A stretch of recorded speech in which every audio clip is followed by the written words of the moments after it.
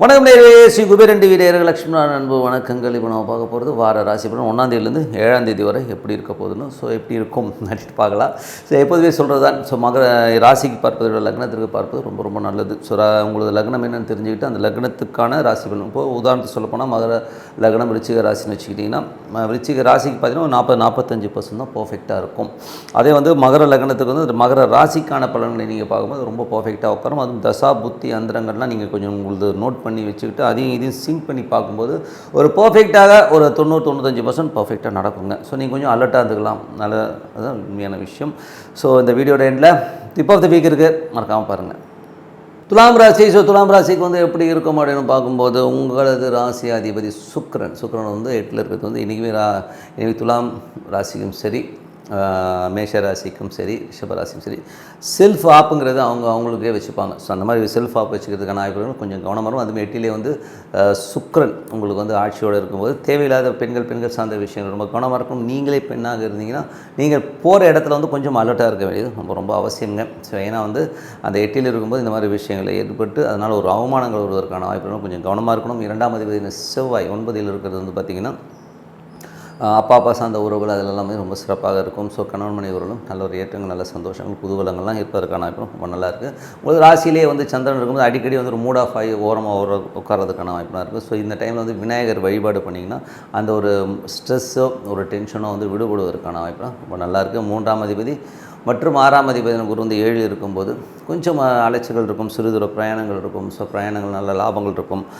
6ஆம் அதிபதி 7ல் இருக்கும்போது கணவன் மனைவி உறவில் வந்து சின்ன கருத்து வேறுபாடுகள், டென்ஷன்ஸ் இருக்கிறதுக்கான வாய்ப்புலாம் இருக்கலாம். கொஞ்சம் கவனமாக இருக்கணும். குரு ராகு இதுமாதிரி அடுத்த ஒரு மாதம் அடுத்த மாதத்தில் வந்து கொஞ்சம் கவனமாக இருக்க வேண்டிய ஒரு காலகட்டம் தான். 5ஆம் அதிபதி 6ல் இருக்கும்போது குழந்தைகள் சார்ந்த விஷயங்கள் ரொம்ப சிறப்பாக இருக்கிறதுக்கான வாய்ப்பு இருக்குன்னா, என்றைக்குமே வந்து 5லிருந்து சனி வந்து ஆட்சி பலமாக இருக்குது, ஓகேங்களா. ஸோ அப்போ வந்து பார்த்திங்கன்னா 4ஆம் அதிபதி 5ல் இருக்கும்போது அம்மா சார்ந்த உறவுலாம் நல்ல லாபங்கள், வீடு சொத்துக்களால் வந்து நல்ல லாபங்கள் கிடைப்பதற்கான வாய்ப்பு ரொம்ப சிறப்பாக இருக்குது. என்றைக்குமே வந்து 4ஆம் அதிபதி 5ல் இருக்கும்போது குழந்தைகள் விஷயங்கள் வந்து கொஞ்சம் நெகட்டிவிட்டி வரும். ஸோ குழந்தைகள் நம்மளை வந்து தேவையில்லாத கேள்விகள் கேட்பதற்கான வாய்ப்பும் கொஞ்சம் கவனமாக இருக்க வேண்டியது அவசியம். 6ஆம் அதிபதி 7ல் இருக்கும்போது வேலையில் வந்து நல்ல ஏற்றங்கள் இருக்கும். வேலை செஞ்சுக்கிட்டு இருக்கும்போது நல்ல லாபங்கள் கிடைப்பதற்கான வாய்ப்பு இருக்குது. அதே மாதிரி கணவன் மனைவி உறவும் பார்ட்னர்ஷிப்லேயும் ரொம்ப கவனமாக இருக்கணும். இது யாருக்கு மேஜராக நடக்கும் அப்படின்னும்போது துலாம் லக்னமாக இருந்து குரு திசை புத்தி அந்த கொஞ்சம் கவனமாக இருக்க வேண்டிய ஒரு காலகட்டம் தான். 7ல் நிறைய கிரகங்கள் இருக்கும்போது கொஞ்சம் ஸ்ட்ரெஸ்ஸு, டென்ஷன்ஸ் இருக்கும். மற்றவங்கள்ட்ட பேசும்போதோ பழகும்போதோ கொஞ்சம் கவனம் தேவை. இல்லறம் சார்ந்த விஷயங்களில் வந்து இப்போதைக்கு வந்து எந்த ஒரு பெரிய டெசிஷனும் எடுக்காமல் இருக்கிறது ரொம்ப நல்லது. காரணம் என்னென்னா, 7ல் வந்து நிறைய கிரகங்கள் இருக்கும்போது கணவன் மனைவி உறவில் வந்து எந்த முக்கியமான டெசிஷன்லாம் எடுக்கணும் புரியும்னு நினைக்கிறேன். ஏன்னா வந்து நிறைய கருத்து வேறுபாடு, டென்ஷன், ஸ்ட்ரெஸ்லாம் இருக்கும்போது இந்த டைமில் ஏதாச்சும் டெசிஷன் எடுத்திங்கன்னா ராங் டெசிஷனாக போகிறதுக்கான வாய்ப்பில் கொஞ்சம் கவனமாக இருந்துக்கணும். 8ல் வந்து சுக்கிரன் இருக்கிறது வந்து பார்த்திங்கன்னா கொஞ்சம் நெகட்டிவிட்டி ஜாஸ்தி இருந்தாலும் கொஞ்சம் வந்து மெடிடேஷன், சாண்டிங் பண்ணுறது ரொம்ப அவசியங்க. ஏன்னா வந்து இது வந்து சில எண்ணங்கள், நெகட்டிவான எண்ணங்கள் உங்களுக்கு மனசில் வரதுக்கான வாய்ப்பில் கொஞ்சம் வந்து சாண்டிங்கோ ஒரு இறை வழிபாடை வந்து உங்களை மாற்றுவதற்கான வாய்ப்புலாம் ரொம்ப நல்லா இருக்குது. மற்றபடி வந்து 2ஆம் அதிபதி 9ல் இருக்கும்போது குடும்பத்துக்கு தேவையான பணம், அப்பா சம்மந்தமான விஷயங்களும் கொஞ்சம் நல்லாயிருக்கும். பட் இருந்தாலும் வந்து கொஞ்சம் ஜாக்கிரதையாக தான் இருக்கணும். ஏன்னா 8ல் வந்து 7ல் வந்து நிறைய கிரகங்கள் இருக்குது. 8ல் வந்து சுக்கிரன் இருக்கும்போது பெண்கள் சார்ந்த உறவுகள் ரொம்ப கவனமாக இருக்கணும். வேலை செய்கிற இடங்கள்லையும் சரி, வெளியில் பழகும் போதும் சரி, பெண்கள் விஷயங்களில் வந்து கொஞ்சம் கவனமாக, இதனால் வந்து உங்களுக்கு ஒரு அவமானங்கள் வருவதற்கான வாய்ப்புகளும் கொஞ்சம் கவனமாக இருந்துக்கணும்.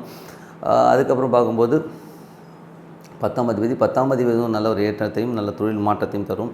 11ல் வந்து குருவின் பார்வை இருப்பதனால வந்து நல்ல ஏற்றங்கள் இருக்கும், நல்ல லாபங்கள், பார்ட்னர்ஷிப் சம்மந்தமான விஷயங்கள், சின்ன கன்ஃபியூஷன்ஸ் வந்து லாபங்களை அள்ளி தருவதற்கான வாய்ப்புலாம் ரொம்ப சிறப்பாக இருக்குது. ஸோ இது யாருக்கு நடக்கணும் போது துலா லக்னமாக இருந்து சூரிய திசை புத்தி அந்த பிடித்த லாபங்களை அள்ளி தருவதற்கான வாய்ப்புலாம் ரொம்ப நல்லாவே இருக்குது. மற்றபடி வந்து பார்த்திங்கன்னா உங்களுக்கு வந்து 9 மற்றும் 12ஆம் அதிபதி புதன் வந்து வக்கரமாக இருக்கும்போது அப்பா சில நேரங்களில் வந்து ரொம்ப பிடிவாதமாக இருப்பார். கொஞ்சம் நம்ம வந்து அலைஞ்சு திரிஞ்சு சில விஷயங்கள் பண்ணும்போது அதுக்கான ரிசல்ட் வந்து கொஞ்சம் ஸ்லோவாக இருக்கிற மாதிரி ஃபீல் கண்டிப்பாக இருக்கும். ஸோ மற்றபடி எல்லாமே சிறப்பு தான். நல்ல விஷயங்கள், நல்ல மாற்றங்கள் ஏற்பட இறை வழிபாடு ரொம்ப அவசியம். ஒரு பிரார்த்தனை வந்து டெய்லி பண்ணுங்கள். ஸோ நான் லைஃப்பில் வந்து நம்ம அடுத்த லெவல் போகிறதுக்கான ரொம்ப சிறப்பாக இருக்குது.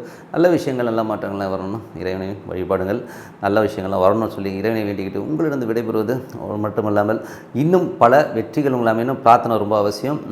இன்னொரு விஷயம் டிப் ஆஃப் த வீக் கண்டிப்பாக பாருங்கள். ஸோ பிரார்த்தனை ரொம்ப அவசியங்க. ஸோ மனதார வந்து ஒரு இறைவனை பிரார்த்தனை செய்யும்போது நம்ம கண்டிப்பாக அடுத்த லெவலுக்கு கண்டிப்பாக போவோம். அதனால் பிரார்த்தனை பண்ணுங்கள், ஒரு மேஜிக் கண்டிப்பாக நடக்கும். Tip of the week.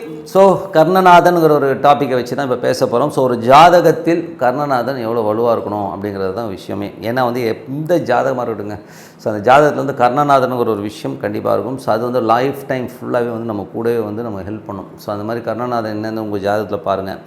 அதற்கான வழிபாடு மந்திரங்கள், அதாவது உதாரணத்துக்கு சொல்லப்போனால் அது எந்த தெய்வமாக இருந்தாலும் அதுக்கான ஒரு காயத்ரி வந்து உங்களுக்கு யூடியூப்பில் கிடைக்கும், இல்லைன்னா கூகுளில் போனீங்கன்னா கூகுளில் ஒரு 4 லைனில் கிடைக்குங்க. ஸோ அதை பிரார்த்தனை பண்ணும்போது அது கர்ணநாதங்கிறது வந்து நம்மளுக்கு கவசமாக இருந்து நமக்கு வந்து அடுத்த லெவல் கண்டிப்பாக கொண்டு போவோங்க. ஸோ அதனால் வந்து கர்ணநாதன் உங்கள் ஜாதக ரீதியாக யார் வரா அப்படிங்கிறத பார்த்துங்க.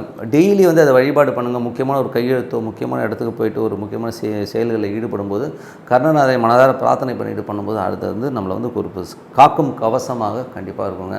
ஸோ அதனால் வந்து கர்ணநாதன் என்னன்றது தெரிஞ்சுக்குங்க. அது வந்து பெரிய லெவலில் வந்து நம்மளை பாதுகாத்து ஒரு பெரிய லெவலில் வெற்றியை கொடுப்பதற்கான இது கண்டிப்பாக இருக்குங்க. ஸோ டிப் ஆஃப் த வீக்கில் கர்ணநாதன் நம்ம மறந்துடாதீங்க. ஸோ உங்கள் ஜாதகத்தில் என்ன கர்ணநாதன் வருதுங்கிறது நீங்கள் ஒரு ஆப்பு, ஒன்றும் இல்லைங்க, ஒரு ஆப்பை டவுன்லோட் பண்ணிங்க. எல்லாத்தையுமே ஆண்ட்ராய்ட் ஃபோன் இருக்குது, போய்ட்டு இன்னும் ஆஸ்ட்ரோ சேஜ்னு வச்சுக்கோமே. ஸோ அந்த ஆப்பை டவுன்லோட் பண்ணிங்கன்னா உங்களுக்கு வந்து அந்த ஆப் இறங்கிடும். அதிலே date of birth, time of birth, place of birth போட்டிங்கன்னா உங்களுக்கு ஜாதகம் வரும். அதிலே வந்து என்ன கர்ணநாதன்கிற தெரிஞ்சுக்கிட்டு ஸோ அதில் வந்து நீங்கள் வந்து தெரிஞ்சுக்கலாம். ஸோ எல்லாமே வந்து படிச்சுக்கலாம். இன்றைக்கி எல்லாமே ரொம்ப ஈஸி தானே. அதனால் கர்ணநாதனுடைய தெய்வம் என்ன, அதுக்கான மந்திரம் என்னங்கிறது உங்களுக்கு யூடியூப்லேயே நிறைய வீடியோஸ் இருக்குது. இல்லைன்னா கர்ணநாதன் இப்போ உதாரணம் சொல்லணும்னு போனோன்னா ஒரு ஜேஷ்டாதேவி வருதுன்னு வச்சுக்கோமே. ஸோ ஜேஷ்டாதேவி காயத்ரி அப்படிங்கிற மந்திரத்தை அடிச்சுன்னா எதுக்கு இருந்தாலும் காயத்ரி மந்திரம் வரும். ஸோ அந்த மாதிரி காயத்ரி மந்திரத்தை வந்து ஜேஷ்டாதேவி காயத்ரி, அந்த ஜேஷ்டாதேவி காயத்ரி டெய்லி வந்து அது நம்ம ஒரு 12 முறை சொல்லும்போது நமக்கு வந்து அந்த மகாலட்சுமி வழிபாடு பண்ணுற நல்ல ஒரு வேவு கிடைக்கும், நல்ல ஒரு பாதுகாப்பு கிடைப்பதற்கான இப்போ சிறப்பாக இருக்கும். ஸோ நல்ல விஷயம், நல்ல மாற்றங்கள்லாம் ஏற்படணும்னா இறைவனை வழிபாடுங்க. ஸோ இன்னொரு விஷயம் சந்திப்போம். நன்றி, வணக்கம். ஸ்ரீ குபேரன் டிவியை பார்த்தமைக்கு நன்றிகள். மேலும் இது போன்ற தகவல்களை தெரிந்து கொள்ள ஸ்ரீ குபேரன் டிவியை சப்ஸ்கிரைப் செய்யுங்கள். மறக்காமல் பெல் ஐக்கானை கிளிக் செய்யுங்கள்.